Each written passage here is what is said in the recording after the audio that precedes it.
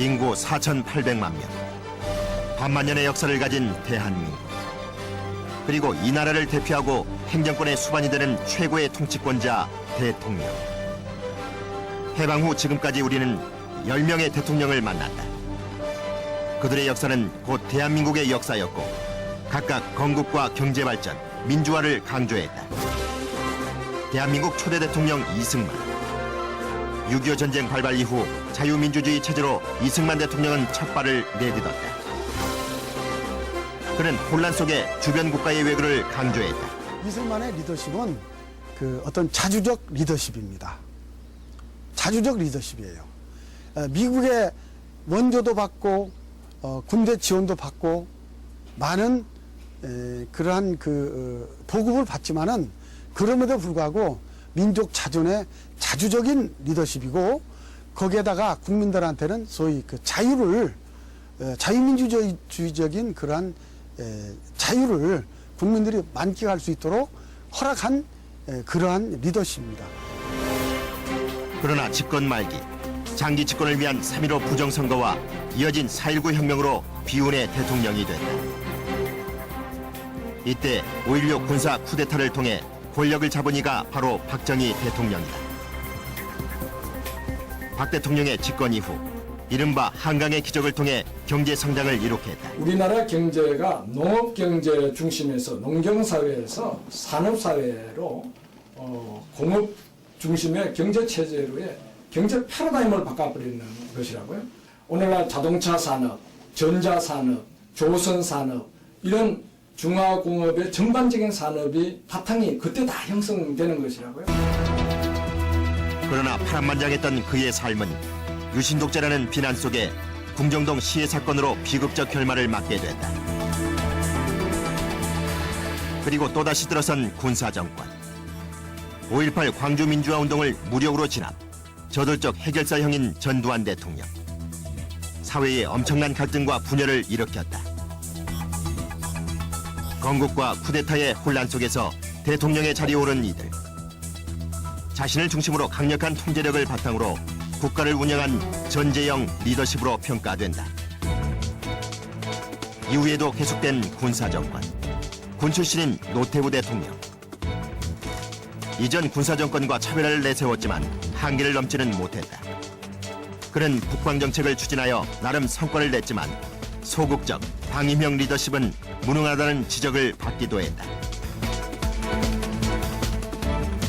이런 노태우 대통령의 리더십과는 상반되는 승부사형 리더십의 주인공은 바로 김영삼 대통령.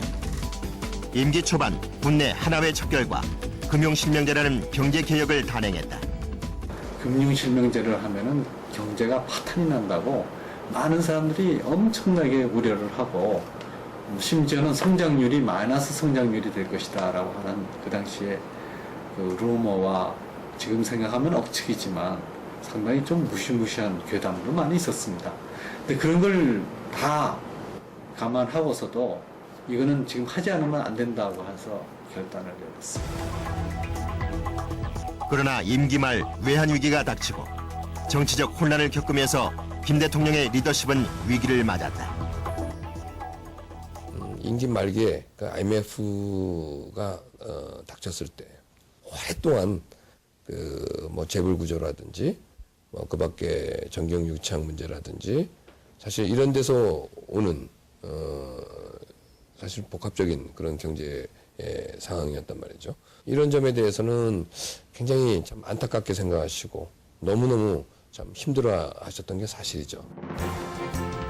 이에 국민들이 선택한 대통령은 김영삼 대통령과 함께 우리나라 민주화를 이뤄낸 또 다른 축 김대중 대통령. 그는 임기 초 외환위기에 직면한 대한민국 경제를 살리기 위해 직접 나섰다. 외환 보유고가 부족하고 외환이 부족한 상황이기 때문에 바로 이제 외환이 들어올 수 있는 그런 조치들을 많이 취했고요. 그다음에 또 한편으로는 소위 말하는 4대 개혁을 했습니다. 대기업에 관한 대대적인 이제 수술을 하고 그리고 이제 공공 부문에 관해서도 대규모 이 구조조정과 개혁을 하고 또한 남북 대치 상황을 햇볕 정책으로 대응. 마침내 김정일 국방위원장의 초대로 열린 남북 정상회담에서 6.15 공동선언을 채택하게 된다. 그 수십 년 동안 남북 문제 풀기 위해서 얼마나 이 큰 고생하셨습니까? 근데 그거를 결국은 성취하셔서 6.15 남북 정상회담 해서 6.15 공동선언 끌어내는 거 이건 뭐 우리나라 남북 관계에서 두고두고 최고의 이정표가 될 것 같다는 말씀드리겠고요. 남북의 평화와 경제 회복을 이끌었다는 평가와 함께 대북 정책에 대한 논란은 계속됐다. 국민의 직접 선거로 선출된 노태우, 김영삼, 김대중 대통령에 이어 혜성같이 등장한 정치인 노무현. 당시에 그 국민들이 원하는 것은 그 변화를 원하셨던 것이죠. 기존의 질서하고 다른 변화를. 그 변화의 핵심은 아마도 특권 질서의 극복이 아닌가 싶습니다. 그리고 그 어떠한 논리나 말보다도 원칙과 상식이라고 하는 그 어떤 그 기본에 대한 충실함, 이런 것에 대한 국민들의 요구가 노무현 대통령의 당선을 만들었던 원동력이 아니었는가 그렇게 생각합니다. 탈권위주의를 표방한 노무현 대통령은 국민과의 소통을 강조하며 개방형 리더십을 선보였다.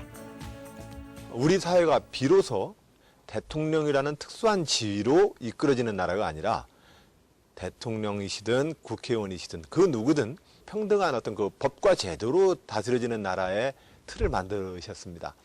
이것이 바로 민주주의의 토대를 만들었던 노무현 대통령으로 저는 기록될 거라고 생각합니다. 탈권위와 분권형 리더십 등을 강조한 그의 정치사회 개혁의 움직임은 여러 저항에 부딪혀 헌정사상 최초의 대통령 탄핵 정국을 가져오기도 했다. 대화와 토론을 중시했던 노 대통령은 북한과의 대화 시도 끝에 분단 후 처음 걸어서 판문점을 통과하는 역사적 기록을 남겼다.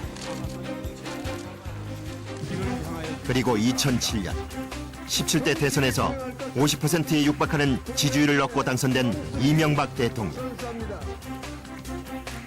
평사원으로 시작해 대기업 CEO까지, 그리고 서울시장 재임 중 추진한 청계천 보건사업 등을 통해 경제 대통령의 이미지를 국민들에게 각인시켜 마침내 대통령의 자리에 올랐다. 경제 성장 중심의 실용적 리더십을 표방한 이명박 대통령. 그러나 4대강 사업, 한미 FTA 등의 국가 주요 정책을 추진하는데 반대 여론이 이어지고 있다.